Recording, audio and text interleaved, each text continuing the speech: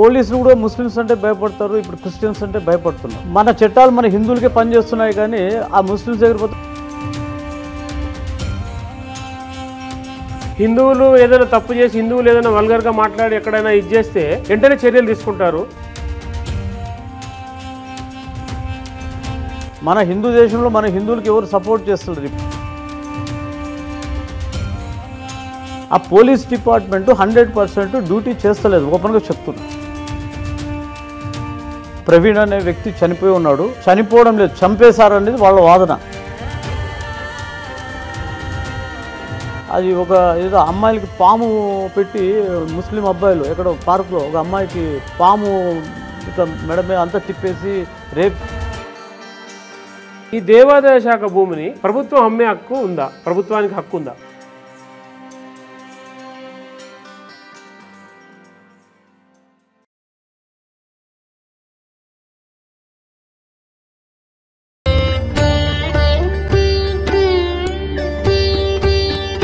భక్తివన్ ప్రేక్షకులకు నమస్కారం. ఈరోజు మనము ఏదైతే ఈ పాస్టర్లు హిందూ దేవతలను కించపరుస్తూ మాట్లాడుతూ విపరీతంగా దోషణలు చేస్తున్నారు, ఈ విషయం పైన మనతో పాటు విశ్వప్రసాద్ యాదవ్ గారు, అడ్వకేట్ గారు ఉన్నారు. వారితో మాట్లాడి మనం కొన్ని చట్టపరమైన న్యాయపరమైన విషయాలు తెలుసుకుందాం. నమస్కారం సార్. మనం ఇప్పుడు చూసుకున్నట్టయితే ఈ పాస్టర్లు రకరకాలుగా దూషిస్తూ ఉన్నారు. తర్వాత మొన్న ఈ పగడాల ప్రవీణ్ యాక్సిడెంట్ మరణం కూడా తెలుస్తూ ఉంది. ఈ విషయంలో వీళ్ళు నోటికొచ్చినట్టుగా హిందూ దేవతను తిట్టడము, తర్వాత హిందువులని కించపరుస్తూ మాట్లాడడము, ఇలా జరిగినప్పుడు మేము ఏం చేశామంటే ఒక కేసు పెట్టాం సార్. ఉప్పల్ పిఎస్లో ఈ అజయ్ బాబు అలియాస్ ఎర్రప్ప వారి మీద ఒక కేసు పెట్టడం జరిగింది. ఆ కేసు తీసుకున్నప్పుడు సిఐ గారు తీసుకొని మాకు జీడీ ఎంట్రీ చేసి ఇచ్చారు. ఎఫ్ఐఆర్ కాపీ చేయడానికి వారు మాకు సమయం కావాలన్నారు. అదేంటి సార్, మేము ప్రూఫ్స్ ఇచ్చాము, లింక్స్ ఇచ్చాము, వీడియోస్ అన్నీ కూడా ఇచ్చాం కదా, మరి మీరు అంటే లీగల్ ఒపీనియన్ కావాలని చెప్పినారు. సరే లీగల్ ఒపీనియన్ అని చెప్పి 2 days తర్వాత మళ్ళీ కాల్ చేశాం. మళ్ళీ కాల్ చేస్తే వాళ్ళు ఏమన్నారంటే ఒక 2 రోజులు ఇంకొక రోజు టైం అడిగారు. అప్పుడు మేము కొంచెం సీరియస్ అవ్వడం జరిగింది. సార్ మీరు మీ మీద లీగల్ ఒపీనియన్ తీసుకోవాల్సి వస్తుంది, కాబట్టి మీరు కేసు చేస్తారా చేయరా ఏదో ఒకటి చెప్పండి, లేదని మేము న్యాయస్థానానికి వెళ్తామని చెప్పాం. వెంటనే వాళ్ళు ఒక 2 సెక్షన్లు పెట్టి కేసు చేశారు. 299 BNS మరి ఇంకోటి 66 పెట్టారు. ఇప్పుడు వాళ్ళు ఇష్టం ఉన్నట్టుగా దేవీ దేవతను కించపరుస్తూ ఉంటే వీళ్ళు కేసు పెట్టడం విషయంలో కూడా ఆది చూచి, ఎందుకంటే వీళ్ళు 1కి 2 సార్లు ఆలోచిస్తూ ఉన్నారు. మరి దీన్ని చట్టపరంగా న్యాయపరంగా ఎలా చూడవచ్చు అంటారు? యాక్చువల్లీ పోలీస్ డిపార్ట్మెంట్కి దీని మీద వేరే ఇంటెన్షన్ ఏమి ఉండదు, వాళ్ళకు కూడా కేసు పెట్టాలని ఉంటుంది. అయితే ఇక్కడ సెక్షన్స్ పరంగా ఈ రిలీజియస్కి వచ్చినప్పుడు ఇప్పుడు ముందే ప్రతి చిన్నదానికి పెద్ద యుద్ధాల్లాగా జరుగుతున్నాయి మన భారతదేశంలో. ముస్లిమ్స్ ఒకటి అంటున్నారు, క్రిస్టియన్స్ ఒకటి అంటున్నారు, తర్వాత హిందువులు ఒకటి అంటున్నారు. ఈ విధంగా జరిగినప్పుడు ఏమవుతుందంటే పోలీస్ డిపార్ట్మెంట్లో హయ్యర్ ఆఫీసర్స్కి తెలియాలి ఇలాంటివి, సెన్సిటివ్ ఇష్యూస్ అంటారు దీన్ని. దాంట్లో లీగల్ ఒపీనియన్ అంటే వాళ్ళ పీపీ ఉంటాడు, వాళ్ళని అడిగేసి ఏ కేసులు పెట్టాలా, ఎట్లా, ఇది ఎంతవరకు పోతుంది, గ్రౌండ్స్ కొన్ని ఉన్నాయి, ఇట్లా ఇవన్నీ కూడా ఉంటాయి. లోపల ఇంటర్నల్ మ్యాటర్స్ ఉంటుంది, వాట్ ఎవర్ ఇట్ ఈస్. అదే 2-3 రోజుల తర్వాత అయినా కూడా వాళ్ళు బిఎన్ఎస్ అనేది భారతీయ దాంట్లో వచ్చింది కదా, ఆ 299 అనేది వాళ్ళు కరెక్ట్ సెక్షన్ పెట్టారు. ఈ భారతీయ న్యాయ సంహిత అనేది 2023లో వచ్చింది కదా, దాంట్లో 299 సెక్షను అది రిలీజియస్ బిలీఫ్కి ఎవరైతే డెలిబరేట్లీ ఇట్లా మాట్లాడము, ఈ తర్వాత ఈ బ్లాస్ఫెమీ అండ్ డిఫామేషను ఇలాంటివి ఉంటాయి కదా, అంటే దైవ దూషణ, పరువు నష్టం కింద ఇట్లాంటివి ఉన్నప్పుడు ఈ 299 వర్తిస్తుంది. దీన్నే ఇంతకుముందు మనము సెక్షన్ 295A ఐపీసీ కింద ఉంది, ఇండియన్ పెనల్ కోడ్ కింద ఇంతకుముందు ఉండేది. తర్వాత వాళ్ళు పెట్టిన మీరు 66 అన్నారు కదా, అది ఐటీ దాంట్లో ఉంటుంది. బట్ అంటే అది వచ్చేసి ఎవరైతే దీన్ని వీడియో తీసి ఒక స్టూడియో కానివ్వండి, ఒక ఛానల్ కానివ్వండి, వాళ్ళు తీసి దీన్ని పబ్లిష్ చేసి పబ్లిక్లో ఒక అభద్రతా భావము ఏర్పరచడానికి చేసినంత వల్ల వాళ్ళ మీద కూడా ఒక యాక్షన్ అనేది ఉంది. అంటే వాళ్ళ రైట్స్ వేరే ఉంటాయి, అది అది మనకి ఇంతవరకు ఉన్నది. అయితే నేను అడిగేది ఏంటంటే సార్, ఇక్కడ మనము ఏదైతే వెళ్ళి కేసు పెడితే ఇంత సమయం తీసుకొని వాళ్ళు దాని మీద అన్నట్టు న్యాయ విచారణ అంటే లీగల్ ఒపీనియన్ తీసుకొని ఇదంతా తీసుకొని పెడుతున్నారు. వేరే వాళ్ళు మన మీద కేసు పెడితే వెంటనే కేసు కట్టేస్తారా? మరి వాళ్ళకో న్యాయం మనకో న్యాయం, చట్టాలు వాళ్ళకో చట్టం ఉంది మనకో చట్టం ఉందా? అది ఎట్లయిపోయిందంటే సార్, కొన్ని విషయాల్లో మనం చూస్తున్నాము. మన ఎస్పెషల్ తెలంగాణ, హైదరాబాద్లో పోలీసులు కూడా ముస్లిమ్స్ అంటే భయపడతారు, ఇప్పుడు క్రిస్టియన్స్ అంటే భయపడుతున్నారు. మన చట్టాలు మన హిందువులకే పనిచేస్తున్నాయి, కానీ ఆ ముస్లిమ్స్ దగ్గర పోతే వాళ్ళు షరియల్లా అంటారు. వీళ్ళు వచ్చేసి క్రిస్టియన్స్ దగ్గర పోతే 12, 2 డాట్లు 23 ఏదో వాక్యం ఉన్నది అని వీళ్ళు చెప్తారు. మన వరకే అన్నీ కూడా సిస్టమేటిక్గా ఉన్నాయి.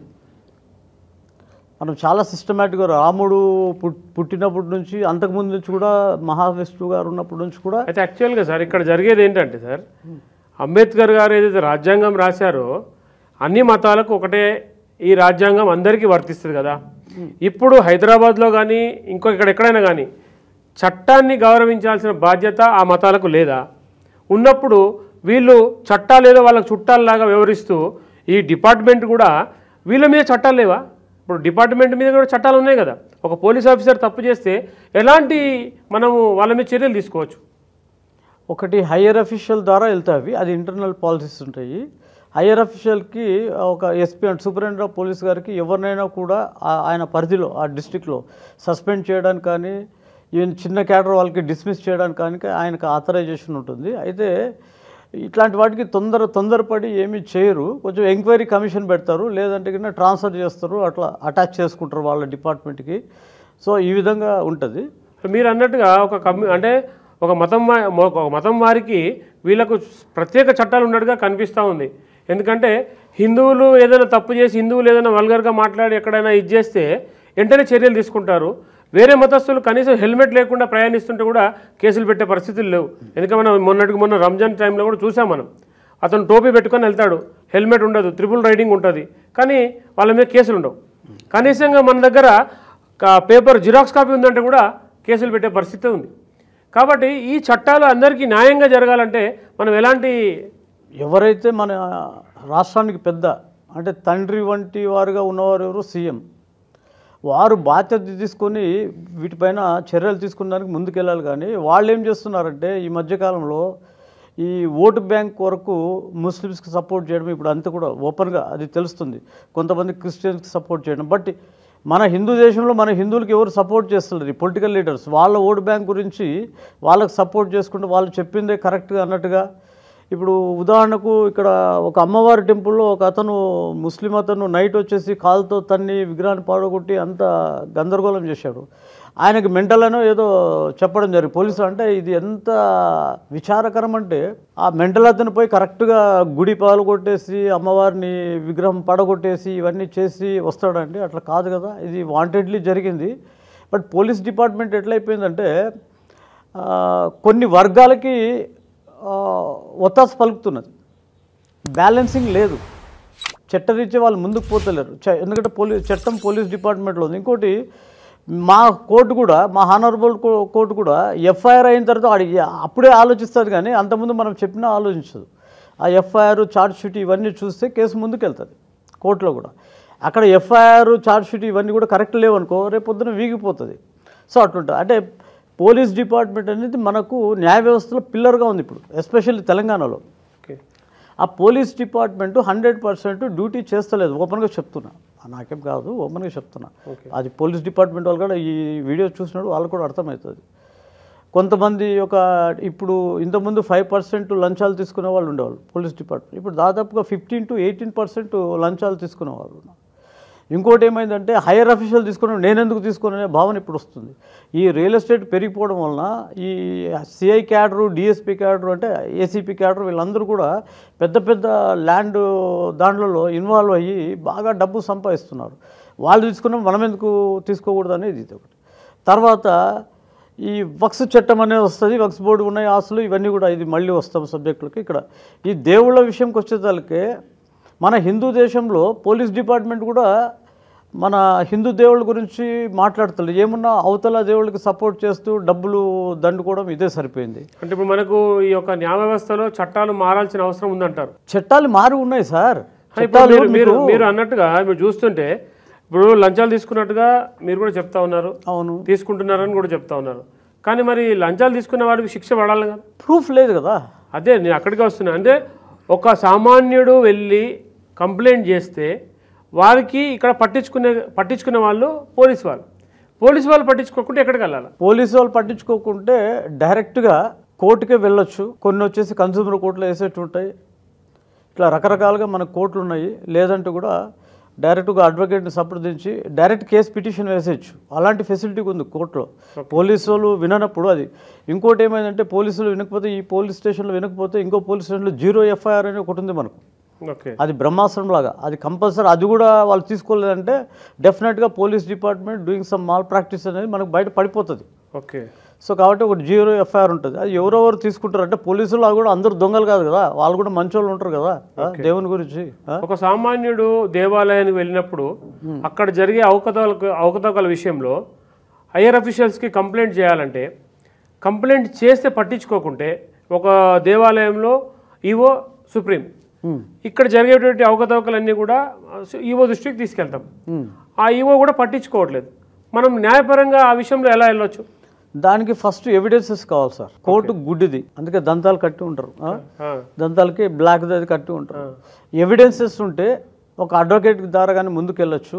లేదంటే ఒక సొసైటీ, మీరు ఒక హైందవ ఏదో శక్తిని ఒక సొసైటీ, ఇలాంటి సొసైటీ దాకా ఒక సమూహంతో ముందుకు పోయినప్పుడు దానికి విజయం వస్తుంది. కొన్ని చోట్ల ఇండిపెండెంట్ పోయినప్పుడు విజయం రాదు.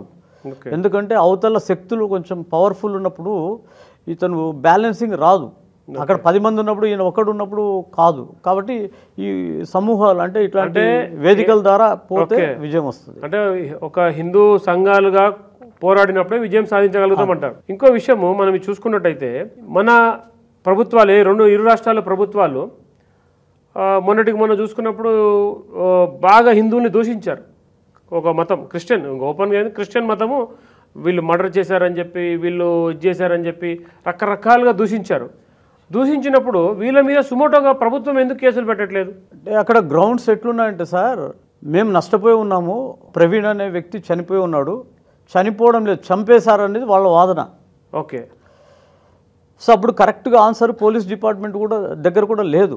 ఎందుకంటే వాళ్ళు సెర్చింగ్లో ఉన్నారు, ఏం జరుగుతుందని ఇన్వెస్టిగేషన్లో ఉన్నారు. అప్పుడు అది మనం ఎవరో మర్డర్ చేస్తాడు, వాడు వెళ్ళిపోతాడు, మర్డర్ చేసి 2 నిమిషాలు వెళ్ళిపోతాడు. కానీ ఆ దొంగని పట్టుకోవడానికి, ఆ అక్యూజ్డ్ పర్సన్ పట్టుకోవడానికి పోలీసులు చాలా డబ్బు ఖర్చు పెట్టాలా, చాలా రోజులు తిరగాలి, ఇవన్నీ చాలా వర్క్ ఉంటుంది వాళ్ళకి. వాళ్ళు కూడా ఒక టైంలో భార్య పిల్లలను వదిలేసి 10 రోజులు 12 రోజులు ఫీల్డ్ మీద తిరుగుతూ ఉంటారు. ఇవన్నీ కూడా ఇంటర్నల్ బయట కనపడవు.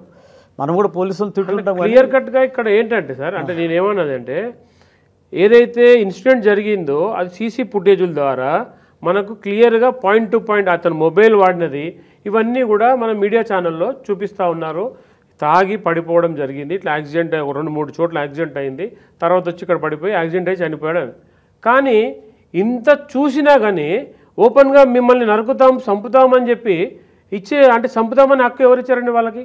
వాళ్ళు ఓపెన్గా బహిరంగంగా ఇటు డిపార్ట్మెంట్ని, ఇటు ప్రభుత్వాన్ని, ఇటు హిందువులని ఓపెన్గా తిడుతూ ఉన్నారు, వార్ను చేస్తూ ఉన్నారు, మేము చంపుతామని అంటున్నారు. కానీ మరి ప్రభుత్వం కూడా ఏం చేయలేకపోతుంది. కారణం ఇది బేసిక్ థింగ్ ఏమంటే సార్, ఒకటి నష్టపోయిన వాళ్ళు కొంత వాగ్వాదం కొంచెం ఉంటుంది జనరల్గా. పోలీస్ డిపార్ట్మెంట్ పట్టించుకుంటలేదు, మా ప్రవీణ్ చనిపోయిండు, చంపేసిండ్రు, అక్కడక్కడ గుంతలో పడేసి చంపేసిండ్రు, అది తాగినాడని క్రియేట్ చేస్తుండ్రు. ఇక్కడ వాళ్ళు ఏమంటారు, ఆ వైన్ షాప్ దగ్గర అతను ఉన్నాడు, వీళ్ళు అదే పనిగా ఆ వైన్ షాప్ దగ్గర ఉండని చెప్పి వీడియో తీసి ఇట్లంతా ఏదో చేసినట్టున్నారు, నువ్వు ఇట్లా పడిపోవని ఇట్లా చేసిన అంటే వాళ్ళ వాదన ఒకటి ఉంటుంది. బట్ నిజాలు తేలడానికి దాన్ని ఇన్వెస్టిగేషన్ అంటాం, పోలీసులు చేస్తున్నారు. ఒకరోజు వచ్చినప్పుడు వాళ్ళు ఏమంటారంటే పర్టికులర్గా హిందువులు అంటున్నారు కానీ పలానా వ్యక్తి మీరని కానీ ఇట్లా సమ్ అదర్ అని కానీ ఇట్లా అంటలేరు అన్నారు. వాళ్ళు అలా కూడా అన్నారు. కొంతమంది పేరు తీశారు, వీళ్ళే చేశారని చెప్పి వాళ్ళ పేరు కూడా తీశారు. వాళ్ళ పేరు తీసినప్పుడు ఇక్కడ ఫైనల్గా ఛార్జ్ షీట్ అనేది వస్తుంది పోలీసులది. అప్పుడు దాన్ని తీసుకొని మనము ఆ వ్యక్తుల మీద కేసు వేయడానికి వీలు ఉన్నది. అది ఎందుకంటే పోలీస్ ఇన్వెస్టిగేషన్ మధ్యలో ఇవన్నీ డిస్టర్బెన్స్ వాళ్ళకు వస్తాయి. వాళ్ళు కూడా పోయి అడిగిన తాగి పడిపోయినట్టుగా చూపించే రుజువులు పనికిరావు అంటారు. అంటే అది ఆయన తాగి పడిపోయిండు, ఆయన ఎవరు తిట్టలేదు కదా, ఆయన పడిపోయిండు కానీ చావలేదు కదా. బట్ ఫైనల్గా ఒక చోట తాగినోడు ఎక్కడో గుంతలోకి పోయినట్టుగా మనకు వీడియో ఉందంటారు. ఒక చోటనేమో లారీకి కింద పడిపోయి తప్పించుకున్నాడు, ఒక చోట తనంతలో తానే పడిపోయాడు, ఒక చోట పడిపోయి చనిపోయాడు. ఇలా 3-4 చోట్ల జరిగింది. అంటే ఈ క్లియర్ కట్గా కనిపిస్తూ ఉంది, కంటికి కట్టినట్టుగా కనిపిస్తూ ఉంది. ఒక కెమెరా 2 కెమెరాలు చూడలేదు వీళ్ళు, 300 కెమెరాలు చెక్ చేశామని చెప్తా ఉన్నారు అఫీషియల్గా పోలీస్ వాళ్ళు. కానీ మీడియా పరంగా మాత్రం ఇక్కడ ఇన్సిడెంట్ జరిగిందో అవి చూపించారు. సరే, ఇప్పుడు ఇంకోటి పోస్ట్ మార్టం రిపోర్ట్ రావాలి, ఇతను తాగి ఉన్నాడా లేదా అని తెలవాలి. తర్వాత మనకు అఫీషియల్గా డిపార్ట్మెంటు ఒక ఇది చేయాలి, నిర్ధారణ చేయాలి. చేసినప్పుడు పబ్లిక్కి తెలుస్తుంది. అప్పుడు మరి అప్పటి వరకు వీళ్ళు ఆగొచ్చు కదా, ఇష్టం ఉన్నట్టుగా మాట్లాడడం ఎందుకు? అది నష్టపోయిన వాళ్ళది అట్లే ఉంటుంది సార్. మీకు మా కోర్టులో కూడా అంతే, ఎవరికైనా శిక్ష పడినప్పుడు జడ్జిని కూడా తిడతారు వాళ్ళు, అవతల వాళ్ళు వచ్చి. దాంట్లో ముస్లిమ్స్ అయితే అది ఒక ఏదో అమ్మాయిలకి పాము పెట్టి, ముస్లిం అబ్బాయిలు ఎక్కడో పార్కులో ఒక అమ్మాయికి పాము ఇట్లా మెడ మీద అంతా తిప్పేసి రేప్ చేసింది ఒక కేసు ఉండే, పెద్ద కేసు అది. 14 సంవత్సరాలు వాళ్ళకి శిక్ష పడింది లైఫ్. పడిన రోజు మొత్తం అన్ని కోర్టు అంతా బంద్ చేశారు. వాళ్ళు ఆడవాళ్ళు వచ్చేసి రాళ్ళు విసురుతుండే కోర్టు పైన జడ్జిల మీద కూడా వేసడానికి వచ్చారు. అందరూ లాక్ చేసుకున్నారు రూమ్లు. నేనే అందరూ ఇట్లా వెళ్ళిపోండి అట్లా వెళ్ళిపోండి అని చెప్పేసి ఆ సబ్ జైలు వాళ్ళందరికి చెప్పి పంపించా. అంతా కొన్ని భయానకంగా ఉంటాయి కొన్ని ఇష్యూస్, అవి బయట కనపరావు. మా వాళ్ళు కూడా అక్కడ కోర్టులో కూడా ఎవరు వీడియో తీయలేదు, వాళ్ళని తీసుకొని వెళ్ళిపోయారు. పోయేటప్పుడు కూడా వ్యాన్ మీద కూడా రాళ్ళు వేసారు వాళ్ళు, ఆడవాళ్ళు, ముస్లిం ఆడవాళ్ళు. అంటే ఇట్లాంటివన్నీ ఉంటాయి. అంటే అది ఆవేశం. ఇప్పుడు ఇంకోటి మాబ్ బ్లించింగ్లా కనబడుతుంది, ఆవేశంలా కనబడట్లేదు. అంటే గుంపుగా తప్పు చేస్తారు వాళ్ళే, గుంపుగా కూడి వాళ్ళు ఉల్టా న్యాయాన్ని చట్టాన్ని వ్యతిరేకించి, అంటే ఏదైతే న్యాయంగా పోరాడాల్సిన విషయాన్ని మాబ్ బ్లించింగ్గా మొత్తం 100 మంది ఒకదాని చోట వచ్చి రాళ్ళ దాడి చేస్తే తప్పు అన్యాయం న్యాయం అవుతుందండి? కాదు కదా. కాదు ఇది రాళ్ళ దాడి అనేది కూడా అది 302 కింద, IPC 302 కింద వస్తుంది. ఎందుకంటే రాయి పడినప్పుడు మనిషికి ఇక్కడెక్కడ తలకు పడినప్పుడు కర్తన ఏదో అంటారు దాన్ని, దానికి పడినప్పుడు చనిపోవడానికి అవకాశం ఉంది. అది కూడా అటెంప్ట్ మర్డర్ కింద వస్తుంది అవన్నీ కూడా. బట్ అయితే ఇక్కడ ఎట్లయిపోయిందంటే ఈ ఒకరొకరు రాళ్ళు విసురుకుంటే అది కేసు పెట్టడానికి ఈజీ ఉంటుంది. వర్గాలు రాయి పెట్టినప్పుడు గ్రూప్స్ రాళ్ళు విసురుకున్నప్పుడు కొంచెం కన్ఫ్యూజ్ ఉంటుంది. ఆ గ్రూపుల మీద పెడతాము, అది ఒక 4-5 ఏళ్ళు కోర్టులో వాళ్ళు తిరుగుతారు, వీళ్ళు తిరుగుతారు. ఆ తర్వాత మళ్ళీ అందరూ అలసిపోతారు. ఒక 1 ఫైన్ డే అది అందరూ రాజీ కావడం ఇవన్నీ జరుగుతాయి. కాంప్రమైజ్ అయిపోయి కేసు కొట్టేయించుకుంటారు. ఇలాంటివన్నీ కూడా కోర్టులో జరుగుతుంటాయి. ఇవన్నీ గుంపుగా చేస్తే చట్టాలు కూడా వీక్ అయిపోతాయి అంటారు. గుంపుగా చేసేటప్పుడు అదే కదా చట్టాలు. గుంపుగా చేసేటప్పుడు కొన్ని బయట పోలీస్ వాళ్ళు కూడా ఇన్వెస్టిగేషన్ కూడా పర్ఫెక్ట్ చేయలేకపోతున్నారు. అంటే వాళ్ళ పరిధి వాళ్ళది. ఇప్పుడు ఇక్కడ స్టూడియోలో కాబట్టి మనకు అన్ని ఎవిడెన్స్ ఉన్నాయి, కెమెరాలు అన్నీ ఉన్నాయి. బయట ఇట్లా ఉండదు కదా. ఎక్కడో రోడ్లో వీడియో, ఆ ప్లేస్లో వీడియో పని చేస్తుంటే దొరుకుతూనే వాళ్ళకి తెలుస్తుంది, లేకపోతే అది తెలియదు. ముఖ్యంగా సార్ ఇక్కడ మనకు దేవాదాయ చట్టాలలో రకరకాల లుసుగులు కనబడుతున్నాయి. చట్టాల amendment act 1987 the endowment act ప్రకారంగా ఈ దేవాలయ ఆస్తులన్నీ కూడా అన్యక్రాంతం అయిపోతూ ఉన్నాయి. ఈ అన్యక్రాంతమైన విషయంలో గతంలో ఎండోమెంట్లో ఒక గెజెట్ రిలీజ్ చేసేసి ఆ గెజెట్ ప్రకారంగా ఈ ఆస్తులంతా మావే, అంటే దాతలు ఇచ్చినటువంటి ఆస్తులంతా మావే అని చెప్పి ఆ గెజెట్ ప్రకారంగా ఉంటుంది. కానీ అలాంటి ఆస్తులు అన్యక్రాంతం అయినప్పుడు ఈ ఎండోమెంట్ యాక్ట్లో ఎలా పనిచేస్తాయి? మనకు ఎండోమెంట్ యాక్ట్ తిరిగి ఆ భూముల్ని కానీ ఆస్తులను కానీ తిరిగి తీసుకోవాలంటే ఎలాంటి చట్టాలు ఉన్నాయంటారు? ఇది ఎండోమెంట్ యాక్ట్ ఏమైందంటే మనకు ఇక్కడ మన తెలంగాణ ఎస్పెషల్లీ 1987లో వచ్చింది. యాక్ట్ నెంబర్ 30 ఆఫ్ 1987లో ఉంది. కానీ ఇది ఎట్లా ఉంటుందంటే సార్, ఈ ఎండోమెంట్ డిపార్ట్మెంట్ ఈ ల్యాండ్స్ ఏమన్నా ఉండండి, ఆ కన్సర్న్ MRO ఉంటాడు కదా, మండల్ రెవెన్యూ ఆఫీసర్ కిందనే తిరుగుతుంటాయి ఇవన్నీ. మండల్ రెవెన్యూ ఆఫీసర్ గారు గట్టిగా ఉంటే 1 ఇంచు భూమి కూడా దేవాదాయ శాఖతో బయటికి పోదు.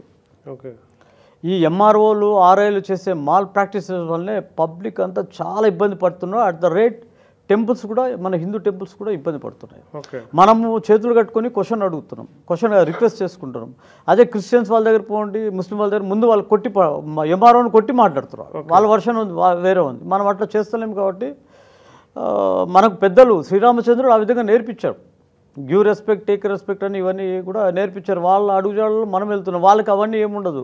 ఎదుటోని ముందు కొట్టి మాట్లాడమని వాళ్ళకి. మనకు చట్టపరంగా మనం ఎలాంటి, అంటే అప్లికేషన్స్ ఎవరికి పెట్టాలి, ఎట్లాంటి మనం చర్యలు తీసుకోవాలంటే అన్యాక్రాంతమైనప్పుడు ఇప్పుడు దేవాలయాల భూములే కాకుండా కొన్ని మఠాల భూములు కూడా అన్యాక్రాంతం అవుతూ ఉన్నాయి కదా, వాటి మీద మనం న్యాయపరంగా చట్టపరంగా ఎలా వెళ్తే బాగుంటుంది? అది మనకేంటంటే మనకి ఛానల్ చాలామంది చూస్తూ ఉంటారు కాబట్టి వాళ్ళకు కొన్ని విషయాలు చెప్పినప్పుడు వాళ్ళకు కూడా అర్థమవుతుంది. అంటే ఫస్ట్ మనం ఎంఆర్ఓకి కంప్లైంట్ ఇచ్చి, తర్వాత కలెక్టర్కి కంప్లైంట్ ఇచ్చి, తర్వాత ఎండోమెంట్ కమిషనర్కి కంప్లైంట్ ఇవ్వడమా, లేకపోతే ఇవన్నీ తీసుకెళ్ళి కోర్టులో ఇవ్వడమా, ఎట్లా చేయాలంటారు? ఇది ప్రొసీజర్ అయితే మీరు అన్నట్టుగానే ముందు మనం అక్కడ ఉన్న ఎండోమెంట్ డిపార్ట్మెంట్కి ఒక లెటర్ ఇవ్వాలా, ఈ విధంగా అన్యాక్రాంతం అవుతుందని. ఆయన దగ్గర సీల్ తీసుకోవాలి.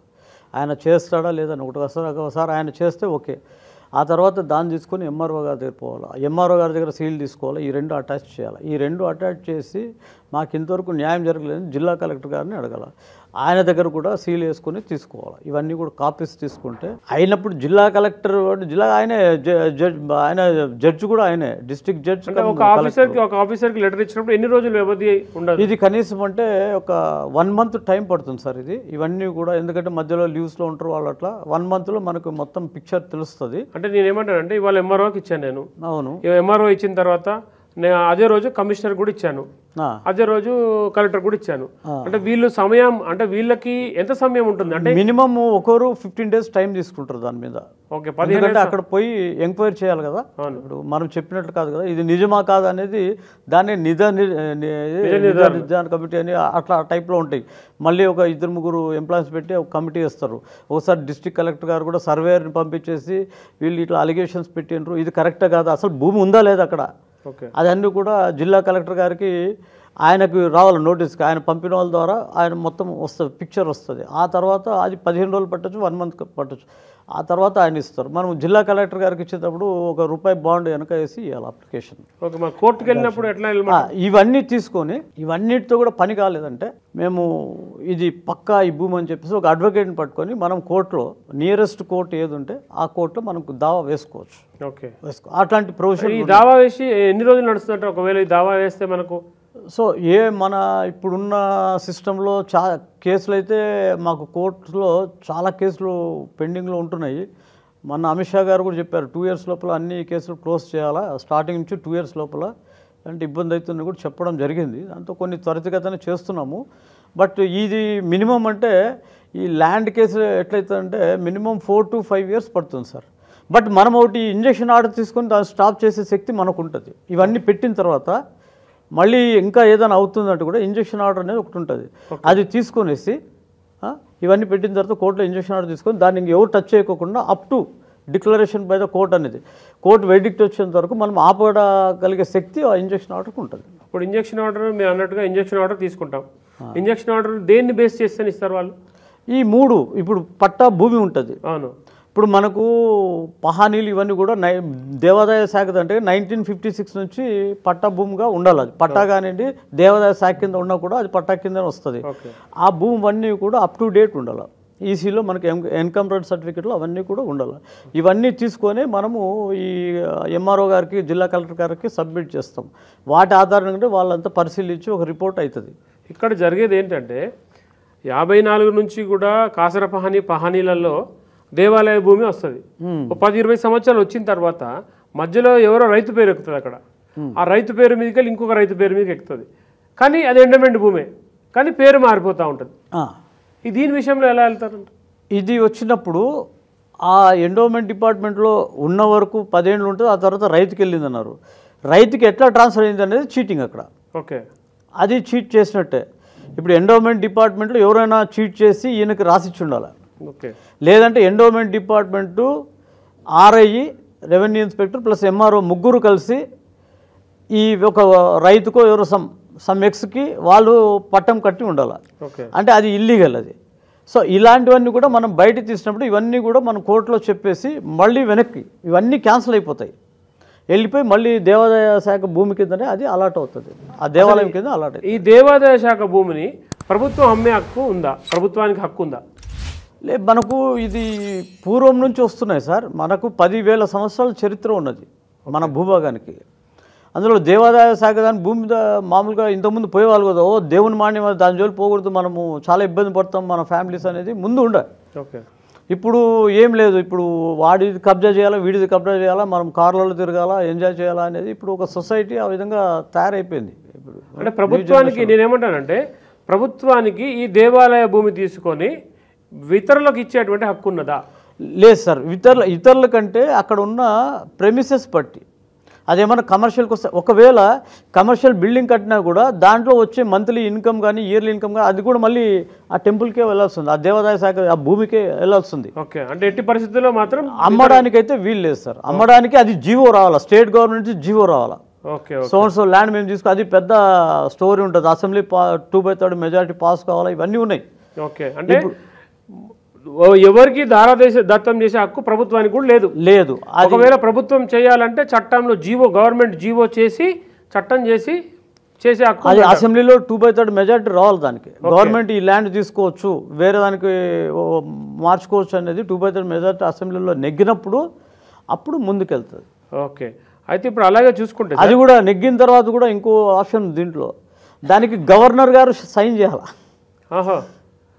మీకు వక్ఫ్ బోర్డు కూడా ఇప్పుడు పార్లమెంట్లో అంటే లోక్సభ రాజ్యసభలో పాస్ అయింది, అయితే సరిపోదు. మళ్ళీ రాష్ట్రపతి గారు సీల్ వేసి సంతకం పెడితేనే దానికి యాక్టివేషన్, లేకపోతే స్టిల్ పెండింగ్ అది. ఓకే, ఇప్పుడు వక్ఫ్ బోర్డు గురించి అనుకుంటే ఈ వక్ఫ్ బోర్డు మనకి అమెండ్మెంట్ బిల్లు పాస్ అయింది కదండి మొన్న. ఇక్కడ ఏదైతే వక్ఫ్ బోర్డుకు మన దేవాలయ భూములను కూడా అన్యాక్రాంతం చేసినటువంటి పరిస్థితి ఉంది. వక్ఫ్ బోర్డు కొన్ని హిందూ సంస్థల అంటే హిందూ ఆశ్రమాల భూములను కూడా వాళ్ళని అంటే ఆ భూమిని కూడా ఇది మా భూమి అని చెప్పేసి వాళ్ళు క్లెయిమ్ చేసినటువంటి పద్ధతి ఉంది. ఇప్పుడు ఏదైతే భూమి మనము వక్ అని చెప్పి వాళ్ళు నిర్ధారించారు కదా, ఇది కాదు, ఇప్పుడు కొత్త చట్టాల వల్ల మన తిరిగి తీసుకునేటువంటి అవకాశం ఏమైనా ఉందంటారా? దానికి ఎలా ప్రొసీడింగ్స్ ఉంటాయి, అసలు ఎలా దానికి ముందుకు వెళ్ళాలంటారు? యాక్చువల్లీ ఇది వక్ఫ్ బోర్డ్ అనేది ఎండోమెంట్ డిపార్ట్మెంట్లో సబ్సెక్షన్లో 1995లో వచ్చింది. అది ఓకే, ఈ 1945, 1828 అని ఏమో చెప్తుంటారు. అవన్నీ కూడా ఆప్షన్స్ లేవు. అప్పుడు అప్పుడు ముస్లిమ్స్ ఏరియా ఎక్కువ ఉన్న చోట వాళ్ళు అది చెప్పుకోవడం ఇట్లా జరిగింది. మనకి ఇక్కడ యాక్ట్ వచ్చిందంటే సబ్సెక్షన్లో ఉంది కాబట్టి ఎండోమెంట్ డిపార్ట్మెంట్లో సబ్సెక్షన్లో బాగా వినండి, సబ్సెక్షన్లో 1995లో దీన్ని అలాట్ చేశారు. సబ్సెక్షన్లో ఉన్నదాన్ని ఎప్పుడైనా కూడా ఎండోమెంట్ డిపార్ట్మెంట్ డెలీట్ చేయొచ్చు. ఆ ప్రాపర్టీస్ అన్ని కూడా ఎండోమెంట్ డిపార్ట్మెంట్లో కలుపుకోవడానికి వారికి ఆస్కారం ఉన్నది, ఆ రైట్స్ ఉంటాయి. ఓకే, అకార్డింగ్ టు దట్ ఏమవుతుందంటే ఇంకోటి ఏమైందంటే మనము కొన్ని మస్జిదులకి కొన్ని చర్చులకి ఈ వక్ఫ్ బోర్డు కింద కానివ్వండి మన ఏదో ఒక ల్యాండ్ మన గవర్నమెంట్ ల్యాండ్ పోయి ఉందనుకోండి, అదంతా కూడా టెంపరీ బేసిసే. ఓకే, అవన్నీ వద్దనుకుంటే మనం ఇచ్చిన ల్యాండ్ని ఈ మస్జిద్ దగ్గర కానివ్వండి చర్చుల దగ్గర కానీ మళ్ళీ రిటర్న్ తీసుకునే హక్కు ఉన్నది ఎండోమెంట్ డిపార్ట్మెంట్కి. ఓకే, అంటే ఇప్పుడు ఏదైతే కొత్త చట్టం చేశారో ఈ చట్టము మళ్ళీ తిరిగి మనకు హక్కులు కల్పిస్తుంది, అన్నీ కల్పిస్తుంది. ఇంకోటి మొన్నటిదాకా ఏముందంటే ఆ వ్యక్తి కొంతమంది ముస్లిం వ్యక్తులు పోతారు, 100 ఎకరాల భూమి ఉందనుకోండి, దానికి వక్ఫ్ అని రాస్తున్నారు, పెద్దగా రాసేసి ఇది వక్ఫ్ బోర్డు అయిపోయింది మీరు బయటకు పోయండి అని చెప్తున్నారు. ఇప్పుడు అట్లాంటివన్నీ ఏం జరగవు. దానికి ఇంతకుముందు అది మనం మనదని సాధించుకోవాలంటే ఆ మైనార్టీస్ ముస్లిమ్స్ది ఒక కోర్టు ఉంది, వక్ఫ్ బోర్డు కోర్టు ఒకటి పెట్టింది. 2013లో కాంగ్రెస్ పార్టీ పెట్టింది, సోనియా గాంధీ గారు పెట్టారు.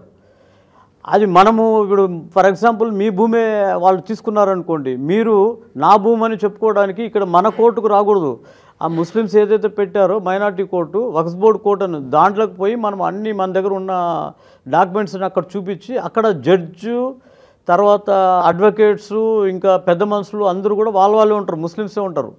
అక్కడ మనం గెలిస్తే మనకు వస్తుంది, లేకపోతే వక్ఫ్ కింద వెళ్ళిపోతుంది. ఇప్పుడు అదంతా ఏం పని చేయదు. ఇప్పుడు అవన్నీ వెళ్ళిపోయినాయి.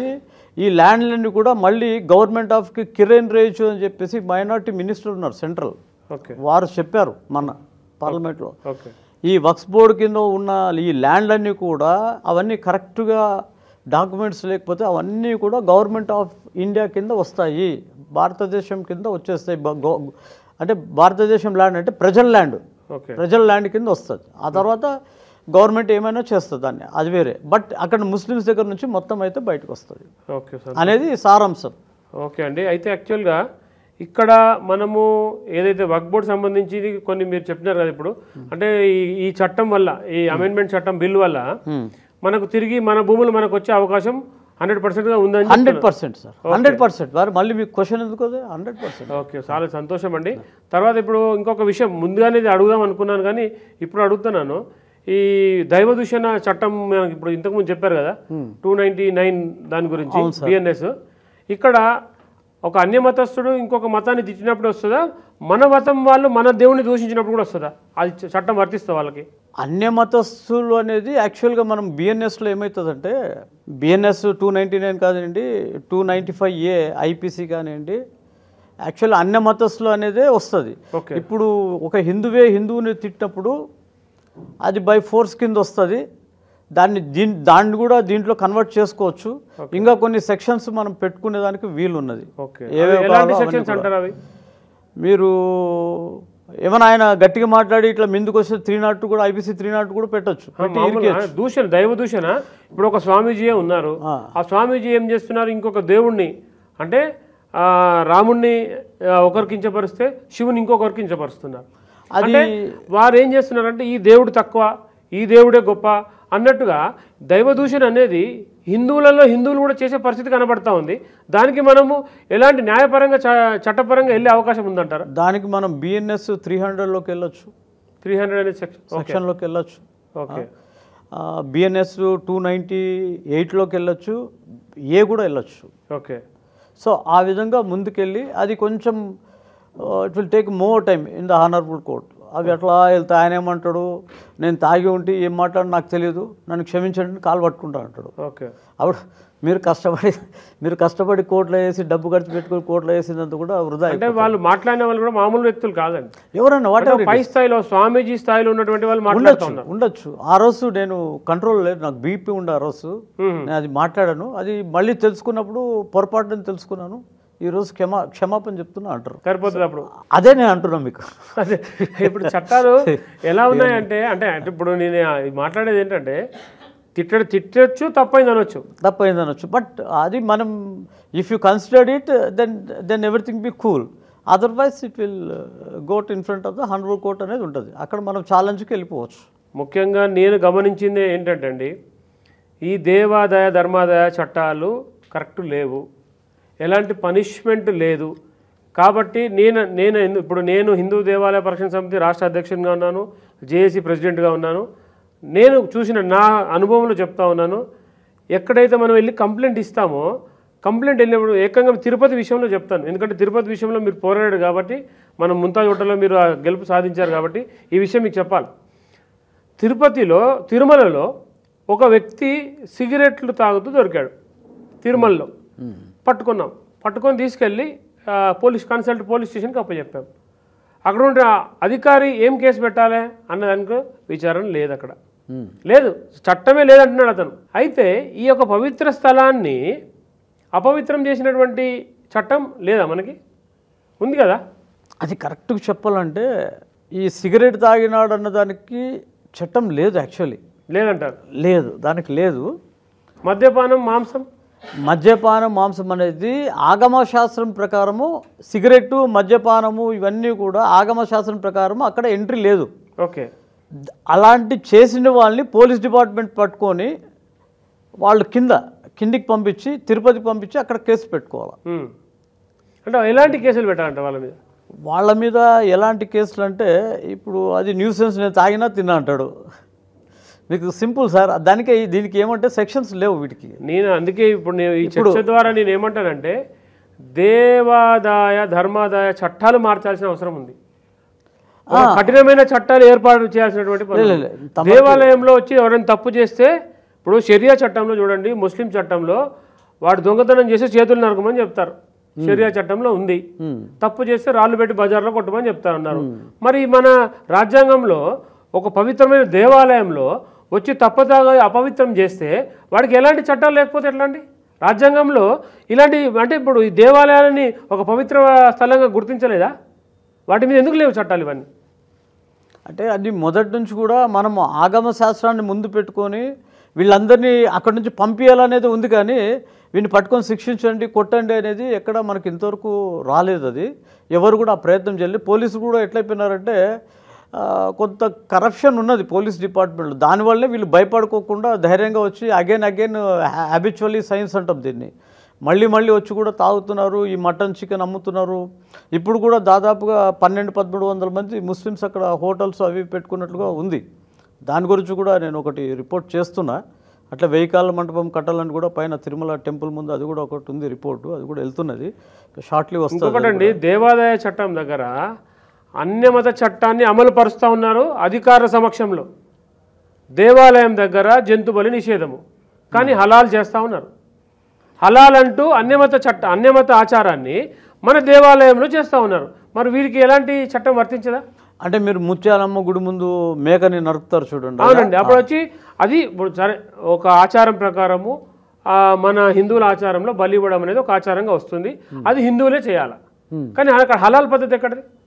హలాల్ పద్ధతి అని లేదు, అది క్రియేట్ చేశారు కొంతమంది మన వాళ్ళే. అక్కడ నేనేమంటానంటే ఆ పవిత్ర స్థలంలో తప్పు చేసినప్పుడు వాడిని శిక్షించే చట్టం లేదా? శిక్షించే చట్టం అంటే ముందు అక్కడ ఉన్న వాళ్ళు, ఆ గ్రూప్ ఎవరైతే ఉన్నారో ఆ టెంపుల్ దగ్గర, వాళ్ళ నుంచే నోటీస్ బయటికి రావాలా.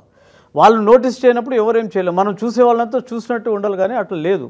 అయితే చెప్తాను సార్, ఇప్పుడు చూస్తున్నాం అక్కడ అటు టోపీ పెట్టుకొని అతని మత ఆచారాన్ని పాటిస్తూ ఉన్నాడు. మరి మనకు కనబడుతుంది, నేను వెళ్ళి కంప్లైంట్ చేసిన, ఇతను హిందువు కాదు, అన్నమతస్థుడు, ఇతను నా ఆచారాన్ని కించపరుస్తూ ఇక్కడ ఆయన ఆచారం పాటిస్తూ ఉన్నాడని చెప్పి. మరి దాని మీద చర్యలు తీసుకోవాలి కదా. అది చర్యలు తీసుకోవాలంటే అసలు నువ్వు ఎందుకు పోయినావు అంటారు, నువ్వు ఎందుకు పిలిచినావు అని అంటారు. నేను ఎందుకు పిలుస్తాను? ఇప్పుడు ఎవరైతే బలి ఇచ్చే చోట ముస్లిమ్స్తో చేస్తున్నారనే మీ వాదన. ఎస్, అతన్ని ఎందుకు పిలిచారనే మీరు వాళ్ళని అడగల. Between you and that one group, అవును, నాట్ ముస్లిం, ఓకే, హలాల్ కాదు, అవును, మీ ఇద్దరు చక్కగా ఉంటే అతను ఎందుకు వస్తాడు ఇక్కడికి అనేది క్వశ్చన్. ఇవన్నీ కూడా వీటికి సెక్షన్స్ ఏముండవు, చట్టాలు ఏముండవు. మనమే గ్రూప్గా ఏర్పడి మన సమాజాన్ని, మన హిందుత్వాన్ని, ఇవన్నీ కూడా మనం కాపాడుకోవాలన్నప్పుడు మన వాళ్ళలోనే ఒక భావన రావాలి, పరచుకొని మీరు ఇప్పుడు చేస్తున్నారు కదా అట్లనే అనండి. మీరు అమ్మవారికి బలి ఇచ్చేటప్పుడు ముస్లిమ్స్ ఎందుకు, మీరే మామూలుగా జనరల్గా అయితే ఆ ఇంట్లోనే ఎవరో ఒకరు బలి ఇస్తారు, కొట్టి అదే కాలు కోసి పెట్టి అక్కడ అమ్మవారి దగ్గర పెడతారు, ఏదో ఉంటుంది భక్తి, అది మనకు సంబంధం లేదు ఇష్యూ అది. సో ముస్లిమ్స్ వచ్చి చేస్తున్నారు అనేది అది కరెక్ట్ కాదు. మరి అది మన వాళ్ళలో ఉన్న తప్పే, మన హిందువుల్లో ఉన్న తప్పే అది. ఇప్పుడు ఈ చట్టాలలో సార్ మీరు ఇప్పుడు అన్నారు సరే, గుడి విషయంలో అంటే మీరు అన్నారు మనం వచ్చి తీసుకొస్తున్నాం పెడుతున్నాం అన్నారు, ఓకే. ఇక్కడ ఒక హోటల్కి వెళ్తే హలాల్ సర్టిఫైడ్ అని చెప్పి పెడతా ఉన్నారు. నాకు బలవంతంగా నా మీద ఒక మత ఆచారాన్ని రుద్దడం ఎందుకు? ఇప్పుడు నేను హోటల్కి వెళ్ళి నేను భోజనం చేయాలా, ఇది హలాల్ సర్టిఫైడ్ అంటున్నాడు, హలాల్ నాకు వద్దు అంట, హలాల్ లేకుంటే లేదు వెళ్ళిపోమంటాడు. 99.9% అంటే 100% ఈక్వల్ టు అన్నీ హలాల్ సర్టిఫైడే. ఈ హలాల్ సర్టిఫైడ్ అయినప్పుడు ఇక్కడ మరి నాకు నా మీద ఎందుకు ఆ బలవంతం, ఒక ఇది ఆ మత ఆచారం నాకెందుకు రుద్దుతూ ఉన్నారు? అది అట్లా మీరు చెప్పేది కరెక్ట్ కాదు సార్. అది ఎట్లా? నీకు ఇంట్రెస్ట్ లేకపోతే పోవద్దు, ఎక్కడ పోయినా అదే ఉంది కదా. అది వేరే, నువ్వే హోటల్ పెట్టు, హియర్ నాట్ అలౌడ్ హలాల్ అని పెట్టు. అంటే ఈ హలాల్ గవర్నమెంట్ సార్, అంటే ఒక స్వేచ్ఛ ఉంటుంది. హలాల్ అనేది కొంతమంది వెజిటేరియన్ ఇక్కడ ఉందంటారు, అవునండి, కొంతమంది నాన్ వెజిటేరియన్ ఉంటారు. దాంట్లో ఈయన హై లెవెల్ నాన్ వెజిటేరియన్లో హలాల్దే ఉంది నా దగ్గర అంటాడు. ఆయన ఇష్టం, మనకి ఇష్టం ఉంటే పోవాలా, లేకపోతే లేదు. నడుస్తే హోటల్ ఉంటుంది, లేకుంటే హోటల్. నా మాట మీరు అర్థం కాలేదు. ఇక్కడ నేనేమంటానంటే ప్రతి హోటల్లో సరే, ప్రతి తినుబండారాల్లో హలాల్ సర్టిఫైడ్ అని చేస్తున్నారు. ఈ హలాల్ సర్టిఫికేషన్ ఎవరు ఇస్తున్నారు? ఇది హలాల్ గవర్నమెంటా? లేదు సార్, అది వాళ్ళు సృష్టించుకున్నది, మైనారిటీ వర్గం సృష్టించుకున్నది అది హలాల్ అనేది. అంటే ఒక మత ఆచారాన్ని యావత్ హిందూ సమాజానికి రుద్దడం ఎంతవరకు న్యాయం అంటున్నాను. అది తప్పే కానీ, బట్ అంటే మనం ఇప్పుడు చట్టం ఏమంటుందంటే, ఇప్పుడు నేను యాజ్ అడ్వకేట్గా ఏమంటానంటే దాని మీద నేను డిస్కషన్ చేయొద్దు, నువ్వు పోవద్దు అంట, అక్కడ పోవద్దు అంట, ఎక్కడ హలాల్ లేదో అక్కడే పోవంట. హలాల్ లేని పరిస్థితే లేదు, అట్లా ఉంటాయి. లేదంటే నువ్వు ఇప్పుడు నీకు కావాలనుకున్నప్పుడు నువ్వే ఒక గ్రూప్ తయారు చేసి ఒక హోటల్ పెట్టు, ప్యూర్ వెజ్, ఇది ఓన్లీ హిందూస్ అని చెప్పేసి ఇక్కడ వితౌట్ హలాల్తో పనిచేస్తుంది పెట్టు. అంటే ఇక్కడ ఏంటంటే మేమైతే ఇలానే చేస్తాము, మీ ఇష్టం ఉంటే రాండి, లేకుంటే లేదంటారు. ఇంకోటి మీరే ఒక అందరికీ తెలియజేసి ఈ హలాల్ ఉన్న హోటల్కి పోయి తినకూడదని చెప్పేసి మీరు ప్రచారం చేయండి. వాడు పెట్టాడు కాబట్టి మీరు ప్రచారం వద్దని చెప్పడంలో తప్పులేదు, మీరు ప్రచారం చేయొచ్చు, దానికి కూడా సెక్షన్లు ఏం లేవు. అయితే ఇప్పుడు మీరు అంటే ఇక్కడ నేను ఒక లాజిక్ పాయింట్ మిస్ అవుతున్నారు. ఇక్కడ హలాల్ సర్టిఫైడ్ అనేది ఒక ప్రైవేట్ వర్గము, దానితో వచ్చే డబ్బు, ఇప్పుడు హోటల్ తను హలాల్ సర్టిఫికేట్ తీసుకోవాలంటే కొన్ని 100 రూపాయలు 1000 రూపాయలు కడతా ఉన్నాడు, ఆ డబ్బుని వాళ్ళు ఒక మత ఆచారానికి వాడుతూ ఉన్నారు. ఇది నాకు మీరు అన్నారు కదా క్వశ్చను, ఈ హలాల్ దాన్ని పెట్టిన తర్వాత సర్టిఫైడ్ పెట్టిన తర్వాత నాకు ఈ డబ్బును అందరూ కలెక్ట్ చేసి ముస్లిమ్స్ టెర్రరిస్టులకు ఏమైనా అప్పగిస్తున్నారేమో అని ఒక డౌట్ ఉంది. 100% అండి, ఒక డౌట్ ఉంది లోపల. 100% కూడా ఈ యొక్క హలాల్ సర్టిఫైడ్ డబ్బు అంతా కూడా పిఎఫ్ఐకి పోతా ఉంది, ఐఎస్ఐకి పోతా ఉంది. వీళ్ళు వాళ్ళతో కలిసి ఉంటున్నారు. వీళ్ళు మన దేశం మీద దాడులు జరిపించడానికి ఫండింగ్ చేస్తూ ఉన్నారు. కాబట్టి దీని మీద మనం చట్టపరంగా పోరాడే అవకాశం ఉందా? అవకాశం లేదు. అది దీని మీద నేను కూడా ప్రైమ్ మినిస్టర్ ఆఫీస్కు రిపోర్ట్ పంపిస్తాను. ఈ హలాల్ గురించి ఇట్లా ఉన్నాయి హోటల్స్లో వాట్స్ గోయింగ్ ఇన్ ఇంటర్నల్ అని చెప్పేసి దాని మీద ఒకటి రాస్తాను, ఆర్టికల్ రాసి పంపిస్తాను. అది కేసు అప్పుడు ఆటోమేటిక్గా కొంచెం చలనం వస్తుంది. ఎందుకంటే పోలీస్ డిపార్ట్మెంట్ కూడా ప్రతి ఒక్కటి పట్టించుకోలేదు సార్. పోలీసు వాళ్ళు కూడా నాకు పిల్లలు ఉన్నారు సార్ అంటారు, నాకు భార్య పిల్లలు ఉన్నారు. కొన్ని పెద్ద ఇష్యూస్ చెప్పినప్పుడు, ఎందుకంటే నా దగ్గర కొన్ని జరిగినాయి, అది నేనెవరో చెప్పిన తర్వాతనే ఆ కేసు తీసుకున్నారు పోలీసు వాళ్ళు. అంటే వాళ్ళ భయం చూడండి ఎట్లుందో, అట్లా ఉంటుంది, ఎవరికైనా ఉంటుంది. కాబట్టి ఇది కొంచెం నేను దీంట్లో కూడా ఈ హలాల్ అనేది సర్టిఫై ఉన్నది కదా, దాంట్లో మతలబేమో కనుక్కోవడానికి నేను కూడా కృషి చేస్తా. ఒకరోజు నెక్స్ట్ టైం ఒక డిబేట్లో దానికి కూడా ఆన్సర్ నేను చెప్పగలుగుతా. అంటే హలాల్ పైన చట్టపరంగా పోరాడగలుగుతాము మనం. పోరాడేదంటే ముందు మనకు బేసిక్ థింగ్స్ ఒక సూపర్లేటివ్ పవర్ ఎన్నుకున్నప్పుడు మనం ముందుకు వెళ్తాం. ఇప్పుడు మనకి ఎవరు సపోర్ట్ చేయరు. అందుకే అఫీషియల్గా ఒకటి గెజిట్లో వచ్చినట్టుగా మనం ఒక తెచ్చుకుంటే, ఒక లెటర్ తెచ్చుకుంటే అప్పుడు నలుగురిలో పోయి మాట్లాడేసి ఈ విధంగా ఉంది, ఈ విధంగా ఉంది, ఇది ఎక్కడ పోతుందని చెప్పి మనం కూడా పోలీస్ డిపార్ట్మెంటు మనం సిపి గారిని కలవచ్చు అప్పుడు డైరెక్ట్గా. ఇది హలాల్ ఇట్లా ఉంది సార్, ఏం జరుగుతుంది, ఆ డబ్బు ఎక్కడ పోతుంది, ఇప్పుడు హలాల్ లేకోకుండా ఉండదా, ఇప్పుడు మేము హిందువులు మాకు హలాల్ వద్దంటాం, దీన్ని ఏం చేయాలా, వాళ్ళు అదే పనికి ఎందుకు పెడుతున్నారు అనేది మనం ఒక క్వశ్చన్ అడిగితే వాళ్ళు కూడా ఇన్వెస్టిగేషన్స్ చేస్తారు వాళ్ళు సీక్రెట్గా ఏం జరుగుతుందని. ఆ ఫండ్ ఎక్కడ ఎవరైనా ఒక్క రూపాయి అది ఫండ్ నుంచి బయటకు పోయినప్పుడు తెలిస్తే అప్పుడు ఆటోమేటిక్గా ఆ హోటల్ క్లోజ్ అవుతుంది. అది అందరికి పడుతుంది. అప్పుడు హలాల్ అమ్మే వాళ్ళందరికీ కూడా పడుతుంది. ఓకే, ఇప్పుడు ఇంటి గుట్టులాగా ఉంది, అది పడినప్పుడు బయటకు వచ్చినప్పుడు మొత్తం అందరికీ దెబ్బ పడుతుంది. అది డెఫినెట్గా పడుతుంది, ఒక రోజు ఉంటుంది. అడ్వకేట్ గారు, మనకు ఇప్పుడు ఈ మైక్ విషయంలో చూసుకుంటే ఈ చట్టాలు కేవలం హిందువులకేనా అని అనిపిస్తూ ఉంది. ఎందుకంటే పండగలు వచ్చినప్పుడల్లా ఈ పోలీసు వారు ఒక సర్కులర్ ఇష్యూ చేస్తారు, ఇంత డిజేబుల్లో మీరు సౌండ్ పెట్టాలి, అంతకన్నా ఎక్కువ పెడితే మీకు కేసులు అవుతాయి, డీజేలు పెట్టొద్దు, మీరు పాటలు పెద్ద పెద్ద సౌండ్లు పెట్టి న్యూసెన్స్ చేయొద్దు అని చెప్పి వీళ్ళు ఎంతసేపు హిందూ పండుగలప్పుడు బాగా చేస్తూ ఉంటారు. కానీ రోజు నమాజ్ 5 సార్లు ఎంత గట్టిగా సౌండ్ పెడతారంటే పొద్దున లేచినప్పుడు పొద్దున సుప్రభాతం చదువుకోవాలన్నా, ఇంట్లో పూజ చేసుకోవాలన్నా చాలా ఇరిటేషన్ వస్తుంటుంది ఆ సౌండ్లకి. అట్లాంటి పరిస్థితుల్లో మనం చట్టపరంగా న్యాయపరంగా వీళ్ళని ఏం చేయలేమా? వీళ్ళకి అసలు చట్టాలు ఏమైనా ఉన్నాయా? అసలు చట్టాలు ఉంటే సుప్రీంకోర్టు ఇచ్చినటువంటి ఒక ఆర్డర్ని కూడా రాష్ట్రాలు ఇంతవరకు అమెండ్మెంట్ చేయలేకపోతున్నాయి. దీని మీద ఎలా పోరాడచ్చు అంటారు? దీనికి నేను మీకు ఒక ఇల్లుస్ట్రేషన్ చెప్తాను. 1992లోనో 93లోనో కర్నూలు డిస్ట్రిక్ట్ డోన్ అంటారు, ద్రోణాచలం అంటాం.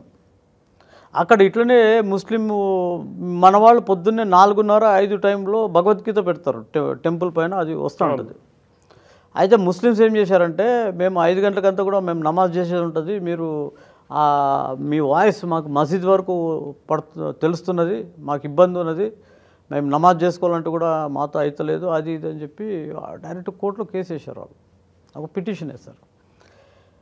దానికి అక్కడ జడ్జి గారు ఏం చెప్పారంటే సింపుల్ ఆన్సర్ ఇచ్చాడు, ఇది హిందూ దేశము కాబట్టి భగవద్గీత అనేది గుడిలో వస్తుంది, సౌండ్ వస్తుంది, వాళ్ళు మైక్ పెడతారు, నీకు ఇష్టం ఉంటే విను, లేకపోతే వినొద్దు.